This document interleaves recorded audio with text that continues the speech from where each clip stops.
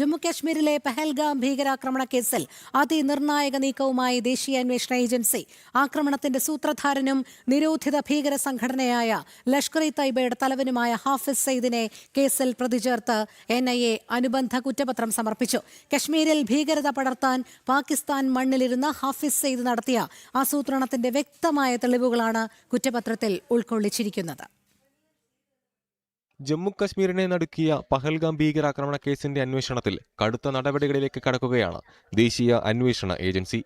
കേസിൽ ലഷ്കർ-ഇ-തയ്ബ ഭീകര സംഘടനയുടെ സ്ഥാപകനും തലവനുമായ ഹാഫിസ് സയ്യിദിനെ NIA പ്രതി ചേർത്തു. ജമ്മു കാശ്മീരിലെ പ്രത്യേക NIA കോടതിയിലാണ് ഹാഫിസ് സയ്യിദിനെ കുറ്റക്കാരനാക്കിക്കൊണ്ടുള്ള അനുബന്ധ കുറ്റപത്രം അന്വേഷണ സംഘം സമർപ്പിച്ചത്. പഹൽഗാമിൽ സുരക്ഷാ ഉദ്യോഗസ്ഥരെയും സാധാരണക്കാരെയും ലക്ഷ്യമിട്ട് നടത്തിയ ആക്രമണത്തിന്റെ പശ്ചാത്തലത്തിൽ കൃത്യമായ ആസൂത്രണവും ഡിജിറ്റൽ തെളിവുകളും ശേഖരിച്ച ശേഷമാണ് NIAയുടെ നടപടി. പാക് മണ്ണിലിരുന്ന് ലഷ്കർ കമാൻഡർമാർ വഴി കശ്മീരിലെ പ്രാദേശിക ഭീകരർക്ക് പണവും അത്യാധുനിക ആയുധങ്ങളും എത്തിക്കാൻ ഹാഫിസ് സയ്യിദ് നേരിട്ട് നിർദ്ദേശം നൽകിയതായി കുറ്റപത്രത്തിൽ വ്യക്തമാക്കുന്നു.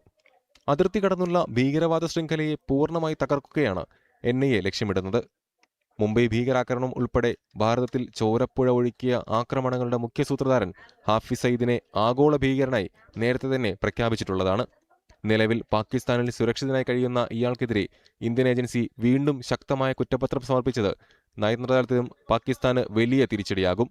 ഭീകരവാദത്തെ പ്രോത്സാഹിപ്പിക്കുന്ന പാക് നിലപാടിനെ ആഗോള വേദികളിൽ തുറന്നുകാട്ടാൻ ഈ തെളിവുകൾ ഭാരതത്തിന് കരുത്താകും. കേസിലെ മറ്റു പ്രതികളായ പ്രാദേശിക ഭീകരരെയും അവരുടെ സഹായികളെയും കുറിച്ചുള്ള വിവരങ്ങളും പുതിയ കുറ്റപത്രത്തിലുണ്ട്. ജനം, ഡൽഹി.